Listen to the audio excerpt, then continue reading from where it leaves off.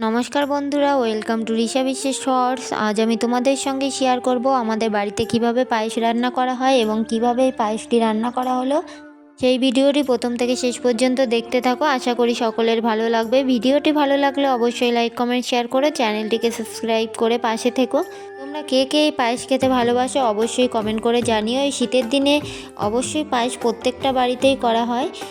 দেখো, পায়েস তৈরি করার জন্য প্রথমেই নিয়ে নিতে হবে 2 লিটার দুধ এবং তার সঙ্গে এই পায়েসটি তৈরি করা হয়েছিল যেহেতু ছোট বোনের জন্মদিন ছিল, সেই উপলক্ষে এই পায়েসটি তৈরি করা হয়েছিল। 200 গ্রাম গোবিন্দভোগ চালের জন্য আমি 2 লিটার দুধ নিয়ে নিয়েছি। দেখো, এগুলোই জাল দিয়ে নেওয়া হচ্ছে। তার সঙ্গে নিয়ে এসেছি প্রায় 200 গ্রাম কিশমিশ এবং তার সঙ্গে দেখো গোবিন্দভোগ চাল। এগুলো দিয়েই রান্না করে নেব এবং যেহেতু এই রান্নাটা উনুনেই করা হবে সেহেতু দেখো উনুনে এক সাইডে দুধটা গরম বসানোর জন্য রেডি করে নিলাম এবং তার সঙ্গে অন্য সাইডে আর একটা কড়াইতে সামান্য জল নিয়ে একটু গরম করে নেব। তার সঙ্গে দেখো চালটা ফোটানোর জন্য এই জলের মধ্যে চালটাও দিয়ে দেওয়া হলো। অন্যদিকে দুধটা আমার ভালো করে জাল দিয়ে নিয়ে গাঢ় করে নিতে হবে। একদিকে যেহেতু একটা কড়াইতে গরম জলের মধ্যে কিছু পরিমাণ চাল দিয়ে দেওয়া হলো, 200 গ্রাম মতন গোবিন্দভোগ চাল, সেই চালের মধ্যেই দিয়ে দেওয়া হবে দুধ। এক এক করে এক এক হাতা নিয়ে দুধগুলো দিয়ে দেওয়া হবে, যাতে এইভাবে রান্না করলে স্বাদটাও দারুণ হয় এবং খেতে কিন্তু দারুণ টেস্টি হবে।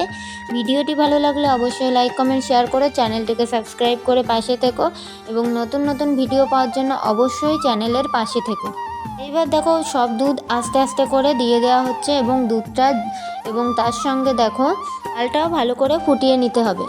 মধ্যে দিয়ে দিতে হবে পরিমাণ মতো লবণটা পরিমাণ মতোই দিতে হবে, সঙ্গে মিষ্টিটাও পরিমাণ মতোই দিতে হবে। এরপর একে একে এর মধ্যে দিয়ে দেওয়া হবে তেজপাতা দিলে এই পায়েসের স্বাদটা যেমন সুন্দর হবে তার সঙ্গে গন্ধটাও দারুণ হবে। এইবার দেখো এই রান্নাটা আমরা করেছিলাম নলেন গুড় দিয়ে, যেহেতু এখন শীতকাল সেই জন্য নলেন গুড় দিয়েই তৈরি করা হয়েছিল। নলেন গুড় দিয়ে এই রেসিপি তৈরি করা হবে এবং নলেন গুড়ের পায়েস কিন্তু খেতে দারুণ টেস্টি হবে এবং এর কালারটাও সুন্দর হয়। দেখো নলেন গুড় দিয়ে দিয়েছি। প্রায় আমাদের রান্নাটা করা হয়ে গেছে। তার সঙ্গে আরও কী জন্মদিনে অ্যারেঞ্জমেন্ট করা হয়েছিল সেগুলোই দেখতে থাকো এই ভিডিওতে এবং ভিডিওটি প্রথম থেকে শেষ পর্যন্ত দেখতে থাকো।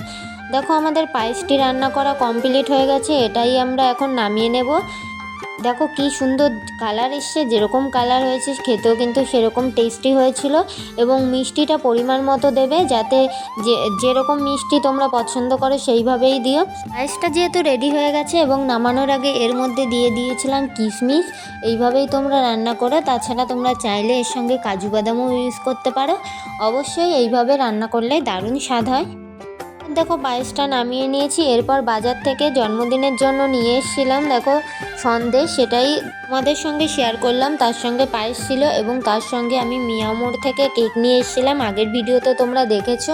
দেখো এই কেকটি নিয়ে এসেছিলাম, কেমন হয়েছে অবশ্যই কমেন্ট করে জানিও। আজকের ভিডিওটি এই পর্যন্ত। সকলে ভালো থেকো, সুস্থ থেকো।